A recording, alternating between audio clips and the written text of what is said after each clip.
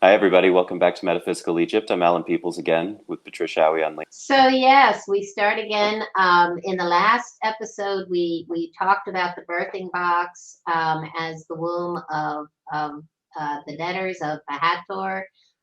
We talked about the birthing bricks and the symbolism of that, and Meshkanet as that big black box, and also the black box on the ceiling of Dendera, where the netter Nehebkau resides, who attaches the Ba and Ka to the body at birth, and also takes it back when the physical is no longer with us. So very interesting beginning. And we're gonna go a lot deeper now, and we're really gonna get into the Ark of the Covenant and what it could actually symbolize. And some of the stuff I'm going to share is just, this is going to be a long series because the Ark of the Covenant is a powerful icon, and all have so many different ideas of what it could represent, and I'm going to offer some more. And I think it's a lot of what I'm going to show you is going to boggle the mind.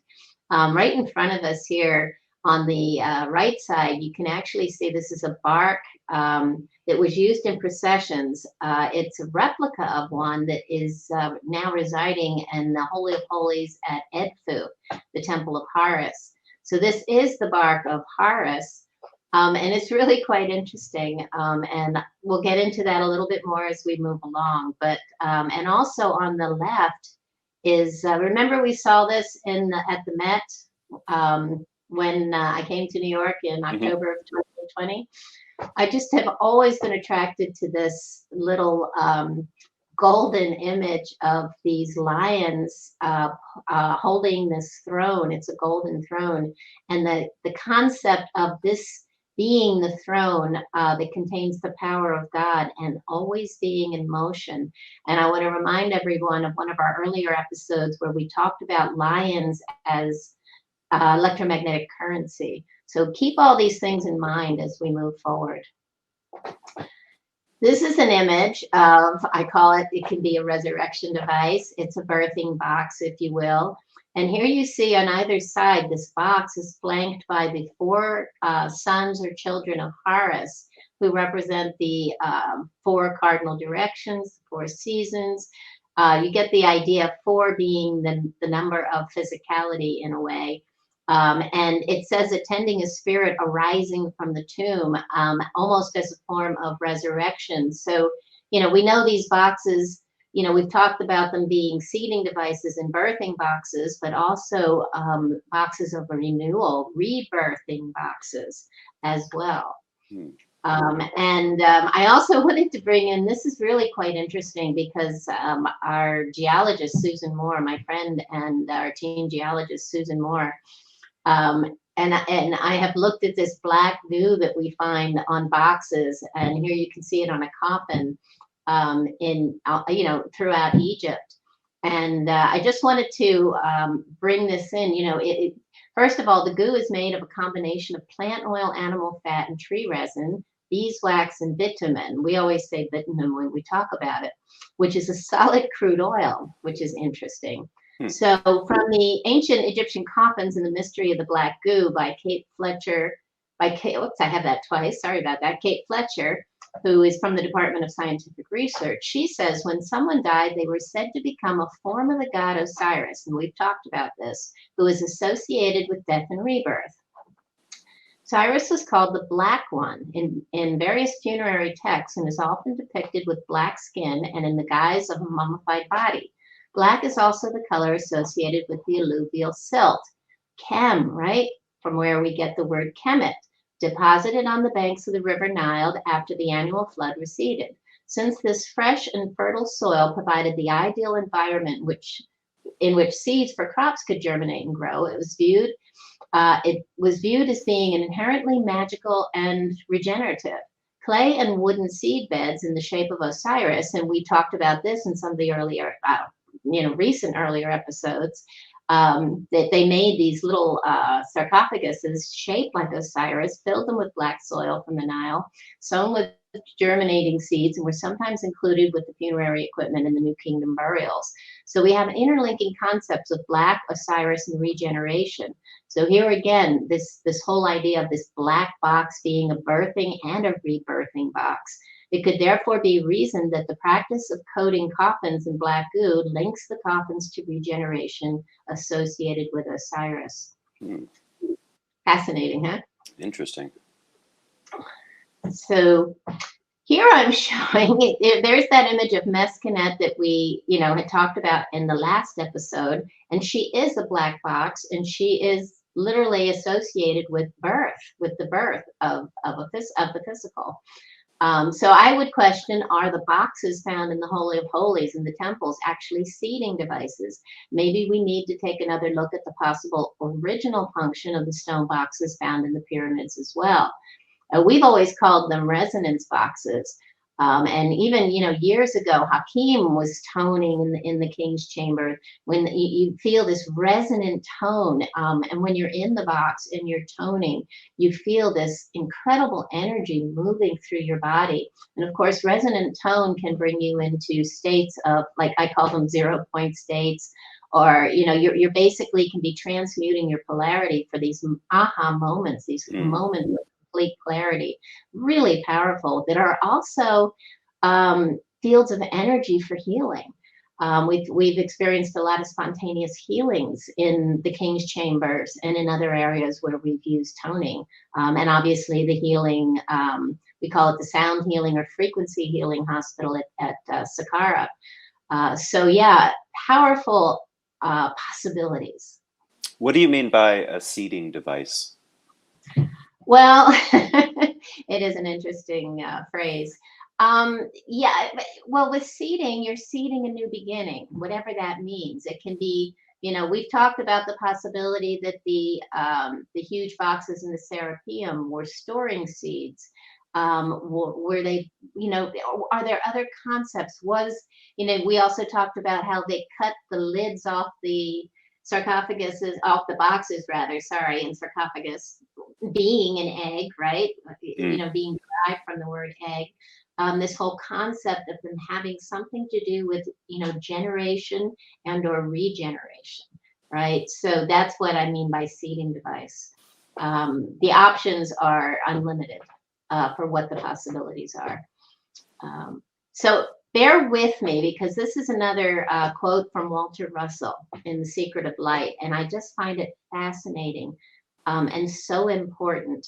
The cube and the sphere are the two opposites of form from which all forms of things are born.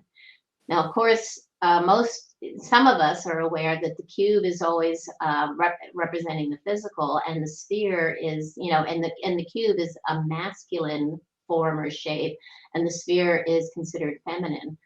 And so he says they are the only forms ever created, being father, mother of all forms.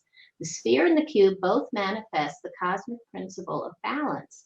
Their position in light waves is in the one balanced position in the wave where compression and expansion have ceased to oppose each other. So there we have this form of resonance, which is at wave amplitude known as trow or crest. The cube and the sphere are one, being two opposite phases of the same thing. The cube is the sphere extended to black coldness, while the sphere is the cube contracted to white incandescence. Every true sphere in every light wave is an incandescent sun, regardless of its dimension. Prolating spheres, such as our sun, are becoming incandescent inward toward their centers, while ablating spheres, such as our planets, are becoming cold inward toward their centers. The cube is born from the sphere to fulfill the desire of the creator to produce form by projecting light from incandescence toward the cold dark of the heavens. Conversely, the sphere is born from the cube to fulfill the other desire for oneness by reprojecting cold dark from the heavens to light in the seed. The creation of all forms of matter is an eternal interchange between the father of light incandescent spheres and the mother light of cold cubes.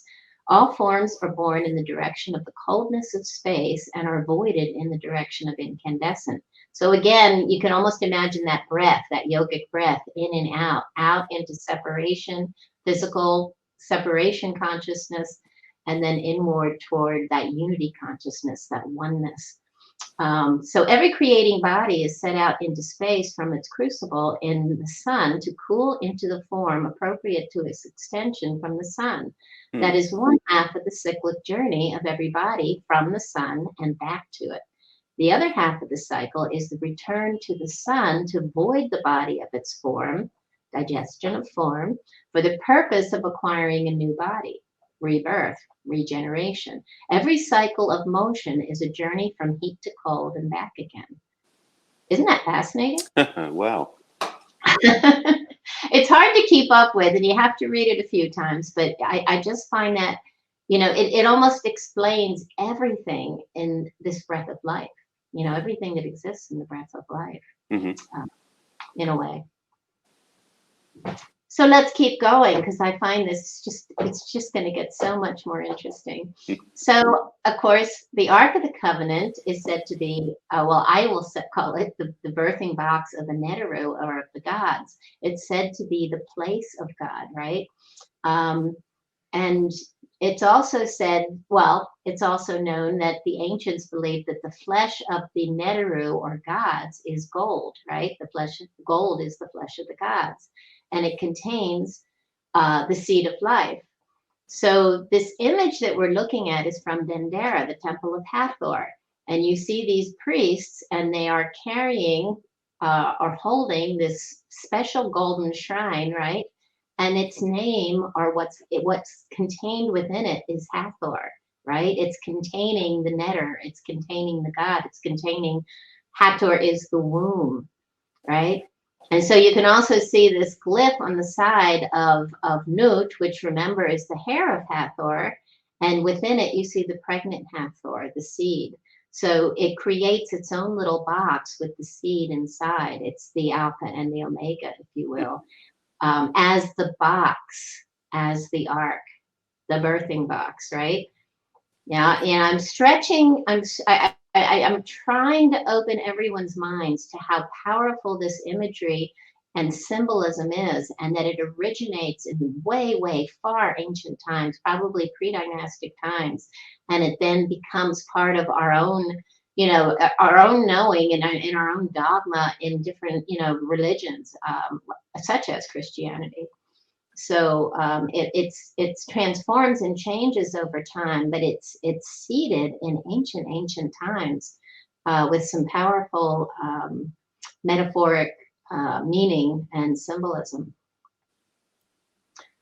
And in a way, alignments, solar alignments. We go to temples sometimes to see special alignments at equinoxes and solstices. Well, these alignments to the ancients were places that created portals where earth and heaven met at sunrise and sunset.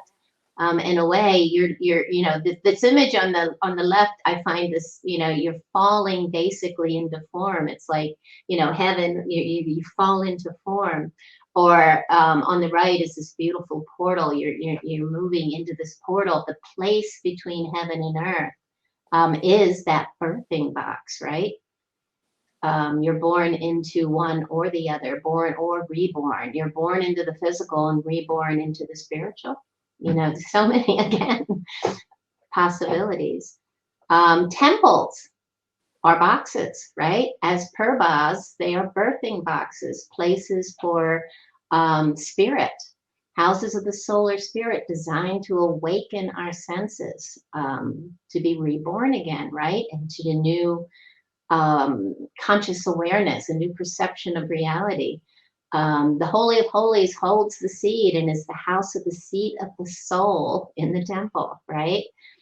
And these temples are designed to operate as interactive bioorganic energy devices that can activate the physical, mental, and spiritual bodies. They're said to awaken these senses, as I said. So it's this great awakening, this rebirthing of everything as you perceive it, of reality itself. And they still function, I think. Oh, yes. That's why people keep coming back. Yeah. That's why I still live here. So again, these places of solar and stellar alignments where heaven and earth meet are all over the world.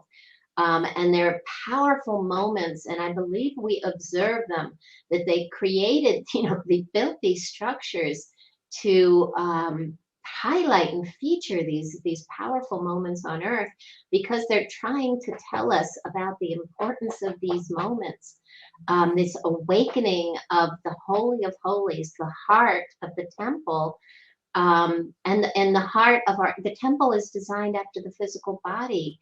It's designed after us, right? So it's designed to awaken us. And these moments, these equinoxes and solstices being moments of silence. The sun is silent. We've talked about this. These are in powerful moments, in patterns, and within the cycles, within the breath of life on earth. So the cycles being a day, a year, and a great year. They're trying to remind us to take notice and to be aware, and so that we can prepare for maybe some of these powerful moments, one of which I think we're approaching right now. Mm.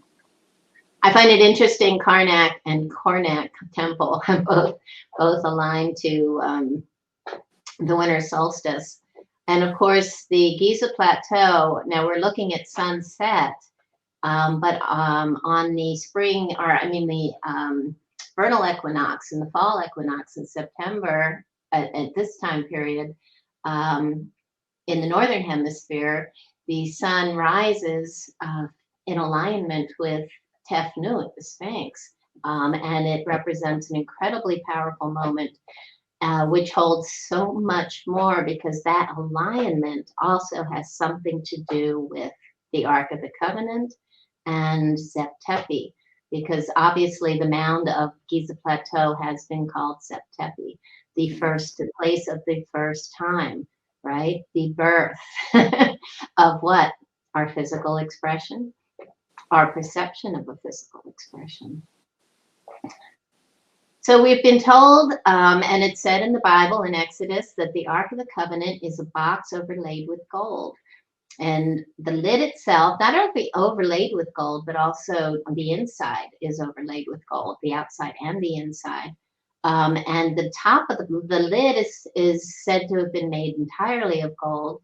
And between the two cherubim, the two angels, if you will, the winged Neteru, if you will, could be Isis and Nephet, is the mercy seat. And between their wings, that is said to be where God resides, right?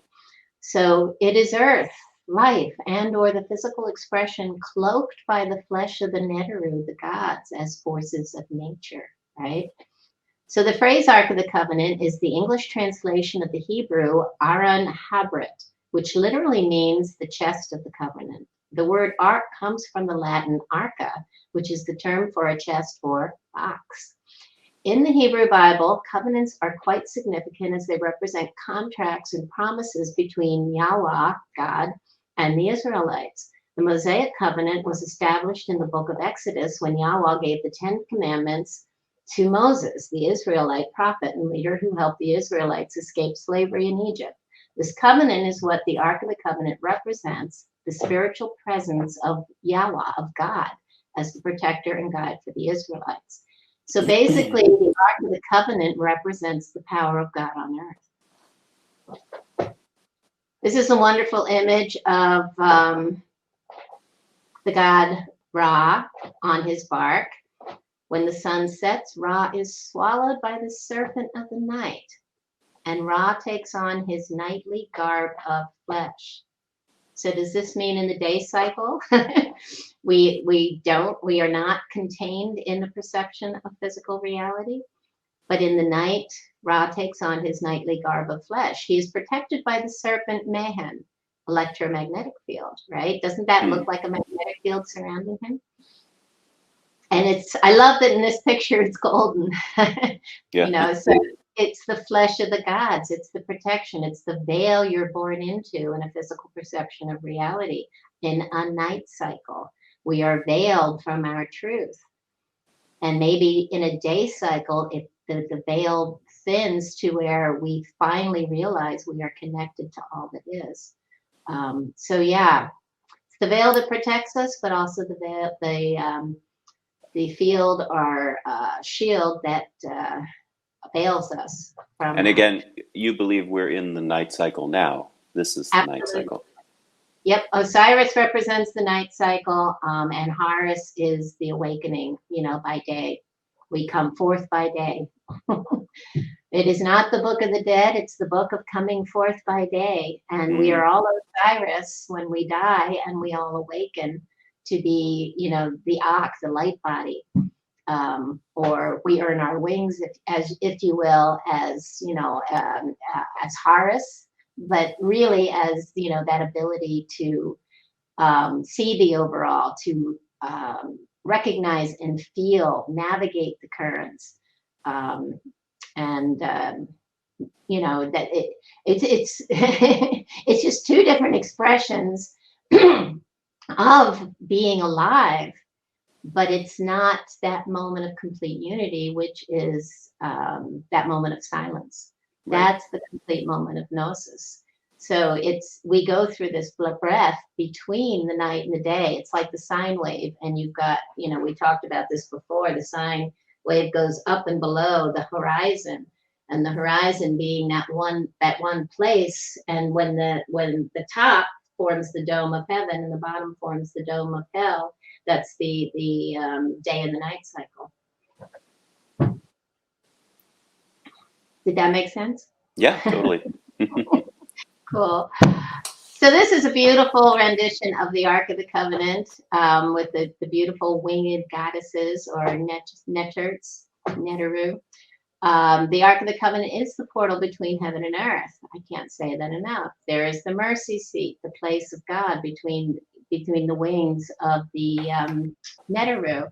This was connected with the rituals of the Day of Atonement. I'm going to talk about that in a minute.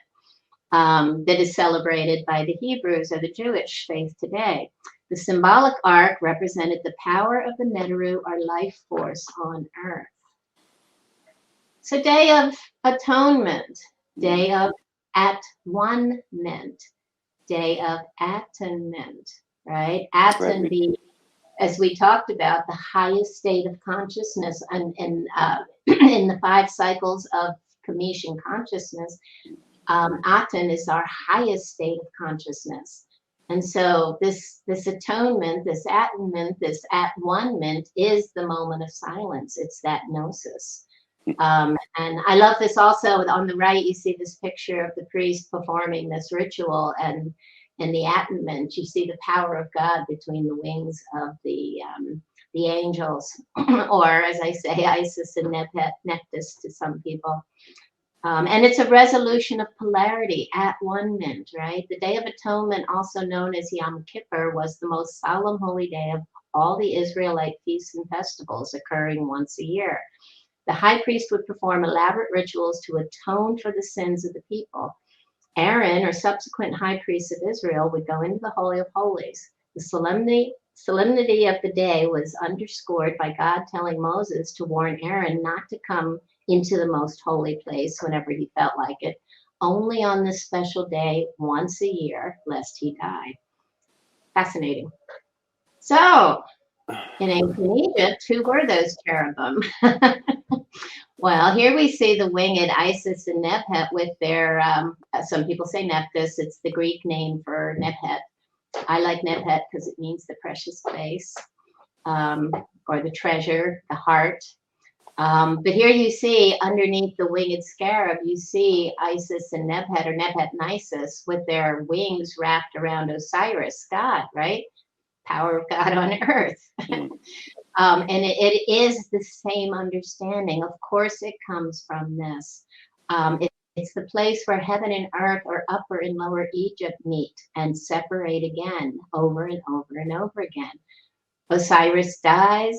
He's brought back to life by the flapping wings of Isis, the magnetic, right? The life force brings him back to life, and he is reborn as Horus, and of course, reborn again as Osiris.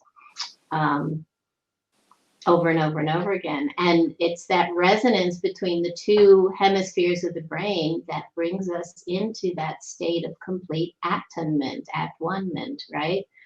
And here you see that the vulture of Upper Egypt and the cobra of Lower Egypt, and they are on the headdress here that would go right over the center line of between the right and the left brain, forming this beautiful serpent sine wave, right, connecting the two hemispheres, showing this, this explosion, if you will, of possibly the Kundalini. This image, another beautiful image of an ark or bark, right? And this one is also in the Holy of Holies at Edfu, and it's the bark of Horus. And above, you see actually the Wadjet of Lower Egypt and the vulture of Upper Egypt as the winged figures on either side, right? Upper and Lower Egypt. From Tommy Waters, according to Exodus, the base of the Ark of the Covenant is built of acacia wood. It's a very sacred wood in ancient Egypt, a heavy and sturdy wood that is overlaid with pure gold. Both the inside and outside of the ark is covered in gold, flesh of the gods, right? The lid of the ark, however, was made entirely of gold. On the lid of the ark, there are golden figures of cherubim, winged supernatural beings that accompany Yahweh's throne. The two cherubim on either side, and he says throne here, this is important. The two cherubim are on either side of the mercy seat, a vague term for what is probably the space or throne for Yahweh's presence. The ark has 4 gold rings built into the sides as a well for 2 long acacia poles to fit through, which are used to carry the ark. And here again, we talked about this before, that Isis and Nebhet, basically their wings are the magnetic field that surround the earth, right? Osiris is the earth. He's us. He's the people. He's the land. And so, these cherubim, if you will, the Ark of the Covenant can even speak to the earth itself moving into and out of balance. Birth, sustainability, death, rejuvenation, resurrection, and rebirth. Eternal cycles. And here we have the feminine goddesses pouring what? The waters, right? The waters, the primordial waters, which are, again, the magnetic field, generating the life force. This is the mound of creation. It's shown here as a sphere, as a circle. And inside them are the 8 Agdod, the creator letters for the beginning, the first time, the Zep-Tepi of the universe, right? And you see the Akhet on top, where heaven meets earth. This is that moment of creation. It's incredible. And they're all holding a plow. They're all holding the mare. Exactly. Thank you. One of my favorite tools. It means love. The Mary is the beloved. This is about magnetic electromagnetism, life force at the moment of creation. See how important this is. There's so much. They even have the Shakti that they bury with the kings. Some of them, many of them, are holding the mare. And that's the tool to open the path for him to come back into the, to go into the higher realms. So yeah, these are path openers basically for the flow, the life force. And so the world emerged from an infinite, lifeless, primordial sea when the sun rose at Zep-Tepi, again meaning the first time. Zep-Tepi, again, I'm just teasing you now, but we're going to go into great detail about this first time on the Giza Plateau, when the sun rises in alignment with the Sphinx, in alignment with the Pyramidians, right? And Mer being so important again. That tool is called the meridians, just huge. Which is related to the mercy seat, which we were talking about before. Mer Mare, right? myrrh. Mare, yep. So important. Electromagnetism, love, beloved. And so here is this bark again of Horus. And I say Horus and Hathor because this temple is Temple of Edfu. We're going to again do a whole series on the temples, and we will go into great depth on Edfu. The place, excuse me, of the building text. We're going to talk about that in a minute. For the building at the first time, how Earth is created, the emergence of the mound. And inside they have barks, they had processions with both Hathor and Horus, right? And the barks, there's a place within the temple where the bark of Horus and the bark, there are uh, illustrations on the walls on either side of the center path of the temple. And the center, of course, being that centering line between yin and yang, the two polarities. So on one side you have the bark of Hathor, and the other you have the bark of Horus. And I'm going to just again tease you here. We're going to go into detail later, but there are two arks of the covenant. There was the one that was built that Yahweh, our God, told Moses to build, and there's the one that Solomon built, right? There are two. So we're going to talk about that later, but of course the feminine and the masculine, and we talked about how they celebrated the great year, the marriage rituals between Horus and Hathor, how they would take an actual bark up the Nile where they would meet, the bark of Horus, the bark of Hathor would meet with Horus for the great reunion. And so these barks are also used in processions at the temples. And this is the one for Horus inside the Holy of Holies. But it's showing you that this power of God is always in motion. And the little blue circles there are pointing out that it's carried on two poles. Mm-hmm. And I want you to think about the poles of the earth. The Ark of the Covenant is carried on two poles. We have the geographic pole, we have the magnetic pole. Just let your imagination soar here. And inside the red circle, you can see the two winged beings with the image of Horus, the golden Horus, in between them. The power of God on earth between the wings, the life force. Again, it's a life force, the power of God on earth. As again, is this the Ark of the Covenant? This is another image from Edfu, and this is beautiful. It's showing an image of Sachet, and she is the netter. We've talked about her, that is there at creation. She has the seven-petaled star or flower, if you will, the seven different expressions that are born into a physical reality. She represents sacred geometry and math. She is here doing the stretching of the cord ceremony this is a Ptolemaic king at Edfu at the time that these illustrations were created. But you're looking at them with two poles, right?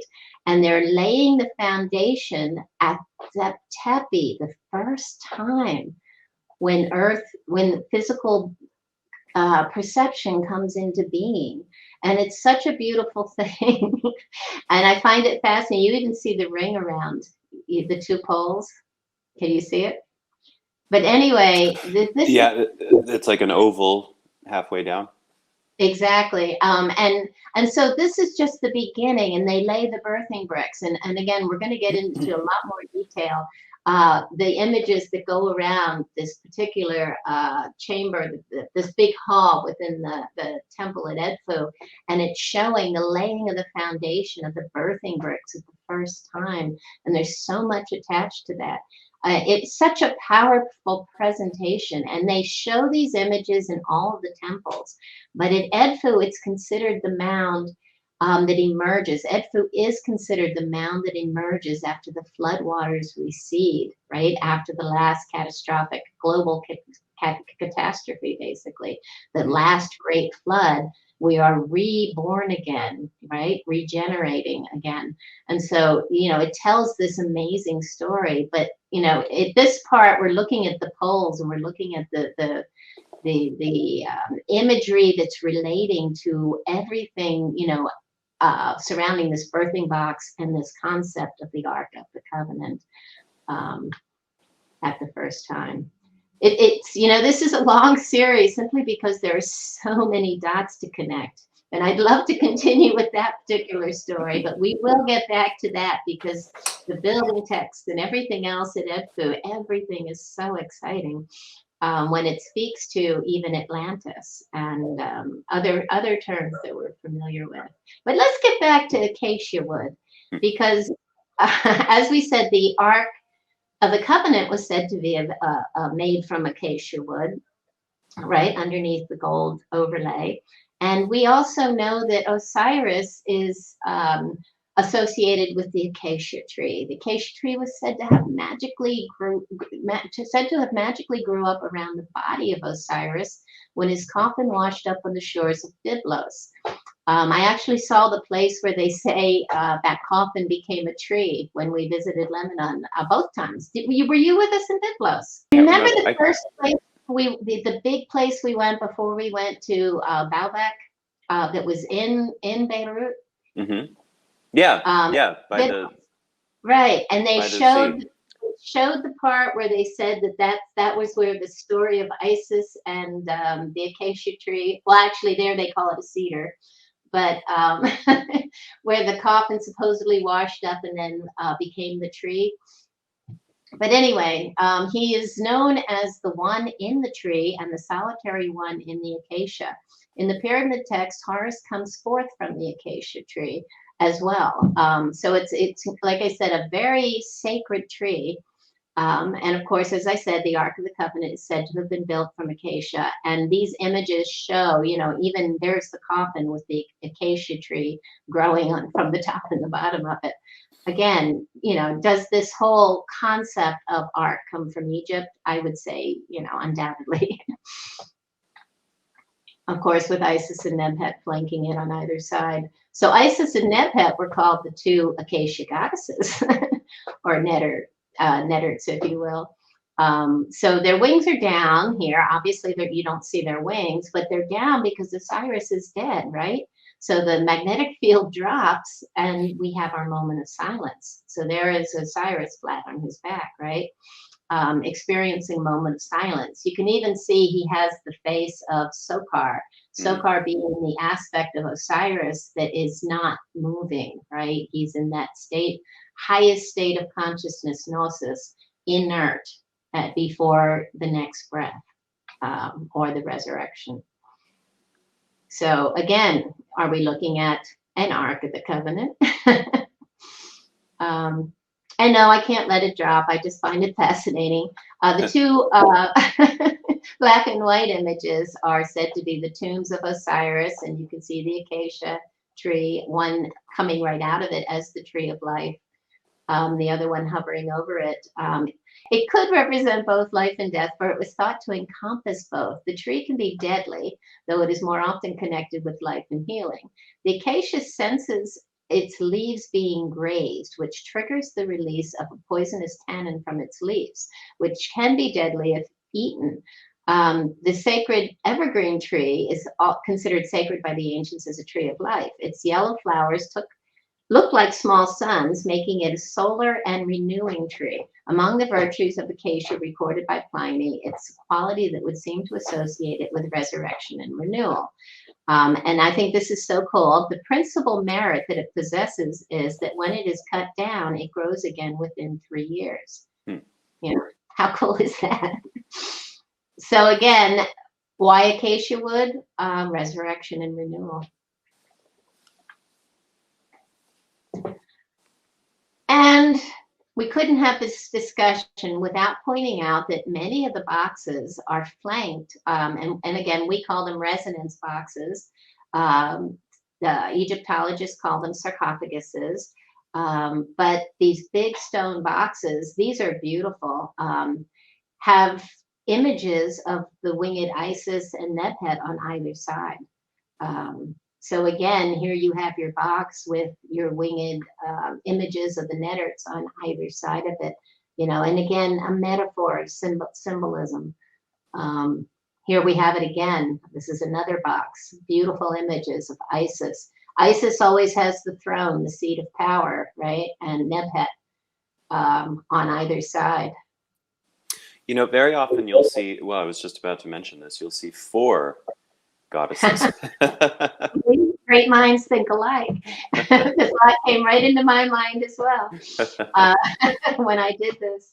So yeah, exactly. And that's Isis, Selket, Nebhet, and Ninth. And I call them the 4 wombs of creation, representing, well, we're going to see them in different areas, but this is the box, and look at the exploding, I call them the exploding cobras on top.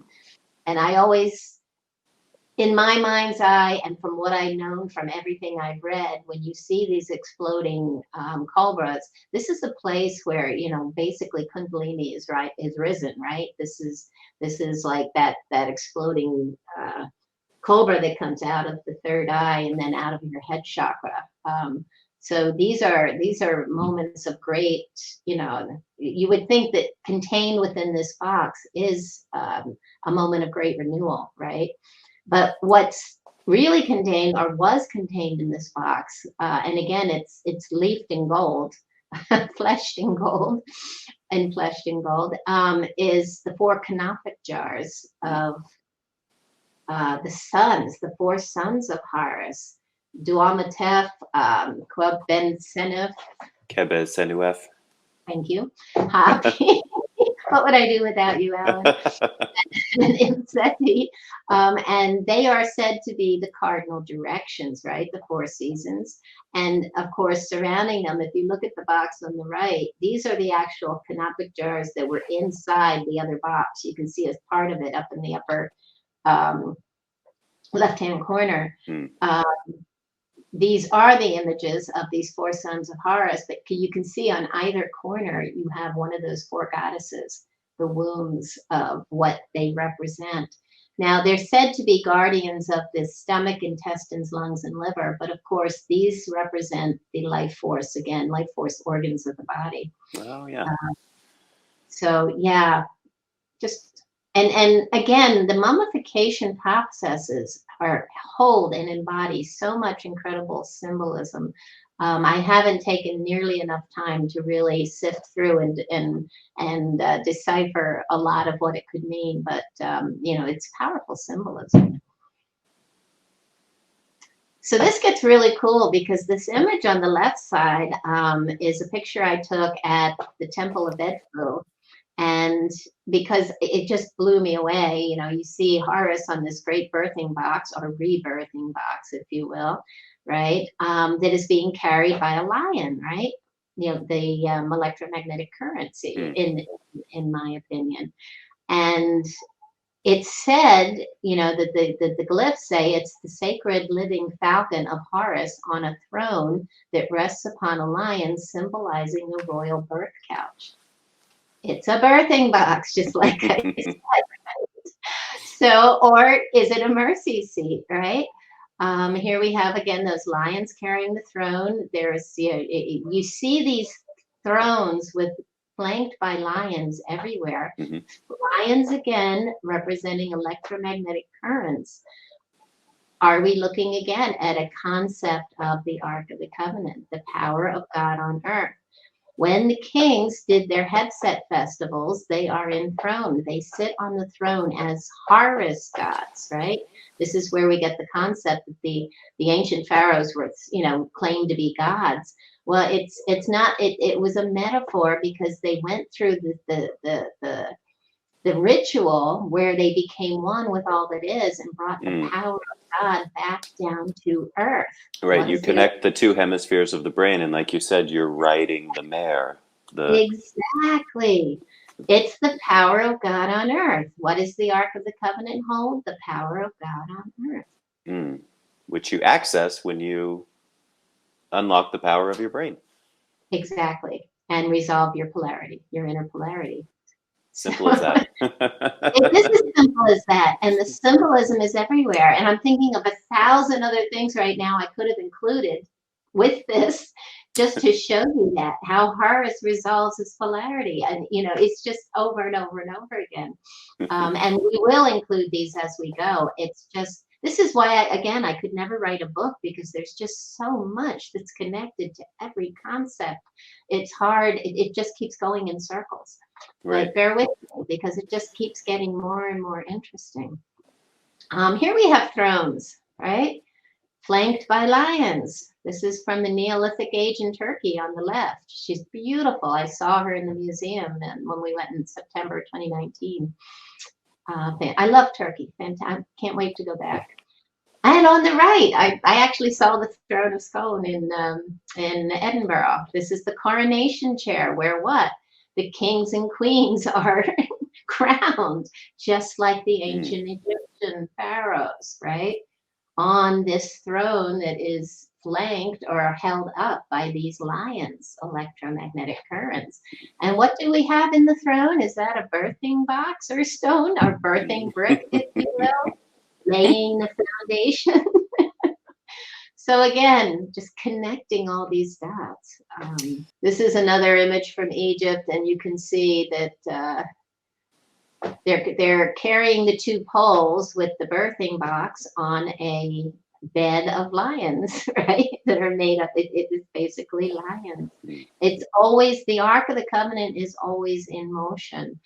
And it looks like there's an eye on it, but since I can't verify that, I'm not going to talk about it. That would be perception. But what's interesting is they're pulling the one image of the sled. And on that image, I believe this priest is basically representing here within the ritual, the image of Sokar. He's being pulled on the sled because he is in that moment of silence. He's not an active force of nature. He is in that moment of complete silence. That moment right between Osiris and Horus. Right, which again is atonement, at one mint, the uniting of the two hemispheres of the brain. It's gnosis. So relating it to the birthing box, or possibly a representation of an Ark of the Covenant. Okay. So here is another image, beautiful image of Osiris on his deathbed again. And you see an image of a winged Ba above him. Someone has somehow etched out or destroyed the phallus, which they often did during the Christian times, the beginning of the Christian times. They defaced the temples. But at any rate, what's interesting here, again, he's flanked by Isis and Nebhet, and you have him lying on the lion throne. So, you know, I just like to keep pointing this out. It's not just one image that I'm grabbing to support my theory. This is everywhere, literally everywhere. Here is the throne of Tutankhamun on the right. And of course, you see the beautiful lions. And this again is the throne of power of God on earth. And you see an image of Tutankhamun and his wife joining together underneath the Aten, right? So that's the coming together of the two polarities, yin and yang, the feminine and the masculine, the two hemispheres of the brain, if you will. So again, denoting a symbolic image of the power of God on earth coming together, the transmutation of polarity. And I love this one on the left. This is Buddha, right? Sitting in his power on the lion's gate again, which is a box flanked by two lions, right? Electromagnetism, life force. And also the two images, the feminine goddesses on either side of him. So yeah, it's a portal between heaven and earth. It's everywhere. This I visited the Penn Museum in Philadelphia with a very close friend. Her name's Marjorie. And we saw these wonderful images from China, 17th century China. And you see that also here, you're looking at these two lions, and you see they're standing on birthing boxes. And underneath the one paw is the sphere of the flower of life, right? Can you see it? So it's a little hard to see, but It is. It's really beautiful. It's on the Oh, top I in the see. Yes, I see the pattern on it. Yeah, it's the flower of life pattern. and the other one is holding his paw up, or her paw upon an image of her having given birth to a little lion. So the two paws again representing, this is birth between, the two lions. Um, now this is a fairly modern thing in China, but it comes, it's a symbolism that came directly from, toward the east, from just spread across everywhere. It's everywhere, and we still talk about these lions' gates today. So just really beautiful. So that was a nice tease. We're barely getting started, but isn't that fascinating? No, I'm a deer in headlights this episode. I told you I had some good stuff. And like Mm, we're barely scratching the surface. We're just starting to get into this. It gets better and better. unbelievable. I will mention very quickly that by the time this is aired, which hopefully won't be too long, we may have a few spaces left on the Rise of the Winged Kepler Tour in March with Jocelyn. We're almost full now, and we're accepting registrations till the end of the month unless people cancel and spaces are made available. So, please feel free if you're really interested to go onto the website and register. And we'll give you all the updated information. It's going to be a fantastic tour. Jocelyn's been on a lot of our podcasts, and she brings so much to the table.